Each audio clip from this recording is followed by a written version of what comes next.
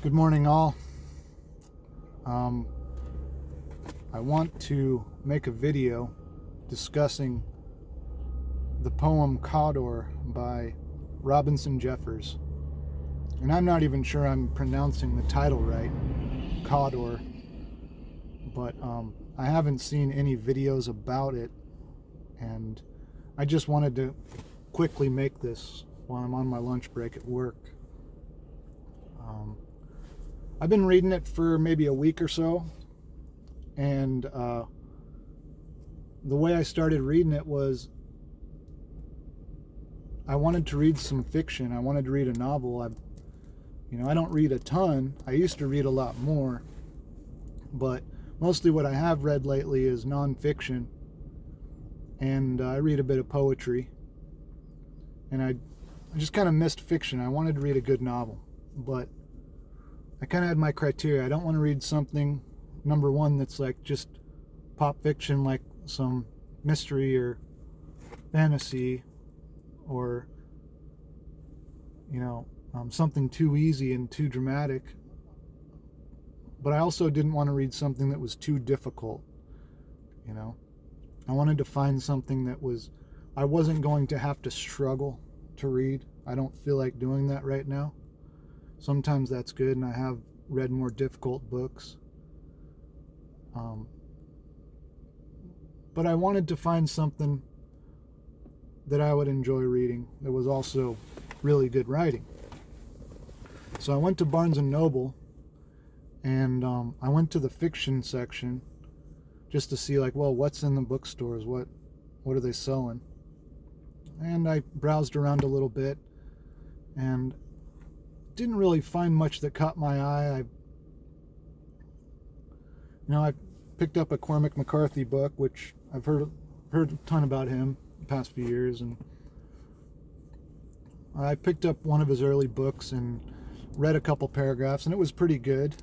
I thought maybe I'll read this, but I'm not going to commit yet. I'm not going to buy it. I'm just going to keep searching for the right book to dive into. And at home, I have a book I bought a couple years ago called The Wild God of the World, and it's a collection of poetry by Robinson Jeffers. The book consists mostly of shorter poems, about a page to a few pages long, but in the middle of the book there's a long poem called Cawdor, which I'd never read, and one night I just was like, well, I'm just going to look at a couple lines of this, and see what's going on. And I read about a page, and I just kept reading, and really drawn in. Robinson Jeffers was a famous poet in the early 1900s. He opposed the American involvement in World War II, so he was kind of canceled, I guess. I guess he was an isolationist or whatever. But his poetry is not very political at all. When he was younger, he was a star student at an East Coast universities. I don't remember which one, if it was Princeton or Yale. It was one of those.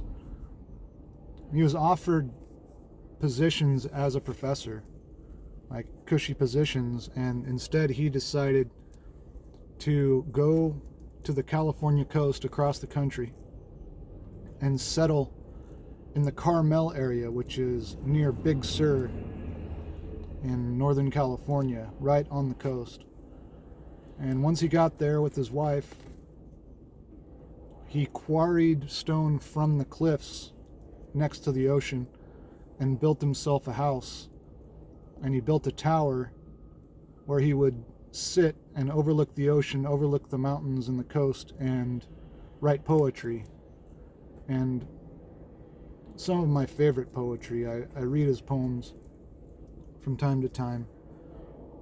And they're pretty dark in a way, but it's just heavy.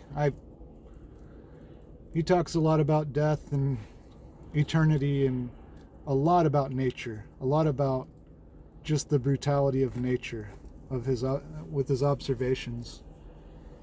And but most of all, I just like the way he writes a sentence. He's just a good writer.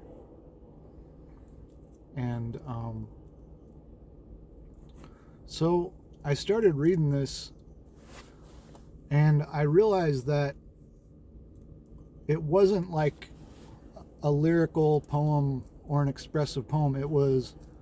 It's a narrative poem, which means it tells a story. And this is the way that lots of ancient stories were told, through poetry. I mean, so I kind of had my fiction, you know.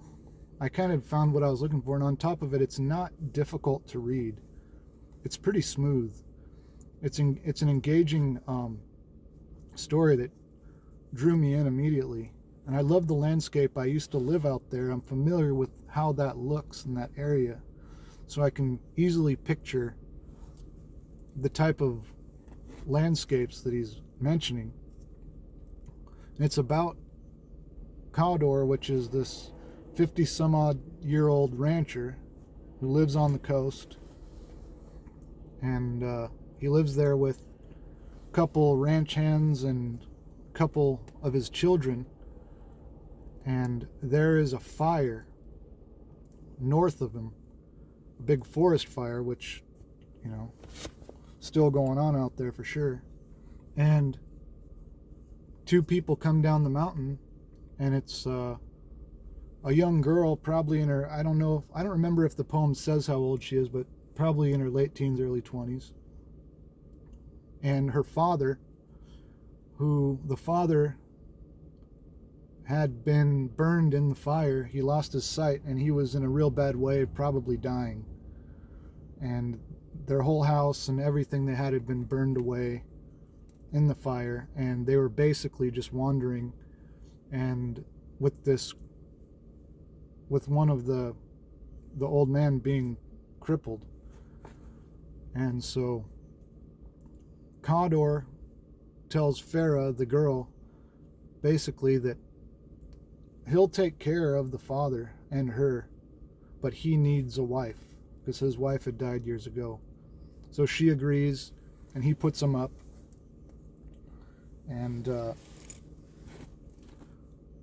eventually his son, who was kind of like a roaming hunter who did not get along with Cawdor, his father, he comes home for whatever reason. A guy that he didn't expect to stay, because he left the farm. He did not want to be a rancher. He did not want to do what his dad was doing. All he wanted to do was hunt around California and just roam around. So he comes back, and around that time he shoots a cougar, which was in the area, skins it, and brings it back, and puts the skin on Farah when he meets her. And right at that moment, it's kind of a foreshadowing, and I really was suspecting that some crazy drama was going to ensue pretty soon. And it kind of bummed me out, because I was enjoying the rest of the story, and I was like, this is going to get crazy now. And then I Googled it, and I was correct. I didn't learn everything that was going to happen. I still have about 10 pages left of the book, so I don't know exactly what's going to happen in the end. But Google said that it is based on the plot is based on an ancient poem by Euripides, who was a Greek poet, I think sometime in the BC, you know. And I read one of his plays one time, Medea, which was another violent poem between men and women in their stormy relationships. And so that's what this poem is based on. And one thing I'll say about it is It's just what I was looking for in fiction. It's well written, it's geniusly, beautifully written, and it's also easy to read. Now, I wouldn't say it's like Jack and Jill Went Up the Hill or, Bernstein Bears or whatever, but it's not like Ezra Pound or something. You don't have to like have a knowledge of Western literature to understand it. All you need to do is be able to read and have some time and give it some attention. And maybe it's just because I was ready for it that it hit me so hard, but I've been enjoying it immensely. And you don't really hear about Robinson Jeffers very much. I think I learned about him through Bukowski, who I read some of. I'm not sure if that's who I heard of him from, but I do know that Bukowski talked about him a lot. Bukowski loved him. And I used to read a lot more poetry years ago. And I personally find myself gravitating towards a lot of modernist American poets. Not all American, but Pound and E.E. Cummings and Eliot Yates, who is an American, but I feel like he's still in that crew. And when I went to Barnes & Noble, I was kind of looking at the poetry section. I hadn't been to Barnes & Noble in a long time. And I didn't find any of those writers in the poetry which I just mentioned. Which is neither here nor there. I guess they don't sell. I'm not going to say they should be in there, even though, they'll outlast a lot of the poetry that, because there was a number of books I just sort of randomly picked up, and I said, well, I'll read a poem out of this or a few lines out of this, and most of them were pretty bad. And I'm not even a scholar. I'm not even like a literary expert or have any formal education beyond just high school. It's just stuff I've read. But the older great poets, they don't just sit there and say, I felt this and I want that and I am this. And it seemed like a lot of the poetry, at least what I encountered, was just like this confessional type expressionist poetry. Maybe not expressionist, but expressive. And there's more things to write about than just how you feel. It gets old. And like this poem, Jeffers doesn't talk about himself, even though I think that Farah a lot of the time is speaking for Jeffers in a lot of ways. There's a lot more to poetry and music than just expressing yourself. There's a lot that's always part of it. Sometimes a lot less than you think.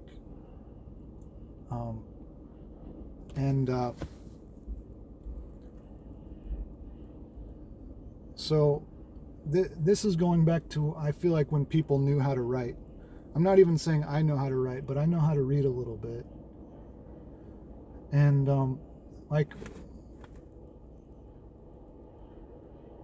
I had this friend who was pretty smart.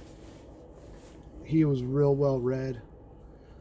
And I was mentioning Ezra Pound to him one time. He goes, Ezra Pound, you can't really understand him because there's so many literary references, so much like obscure history and these really like deep cuts of allusions to like really unknown poets from the past. And that's definitely true, But, and I've never read the cantos, but with somebody like Pound or Eliot, you don't have to know everything to appreciate it. All you got to do is just know how to speak English or read English, give it a little attention, and you can kind of still really observe the high skill of writing and the thought process that goes into it. You don't have to know everything to appreciate poetry, to appreciate good poetry.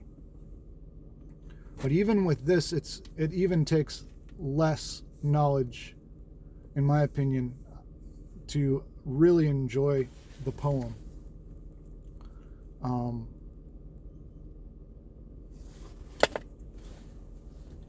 Somebody was coming for a second. I thought I had to talk to him.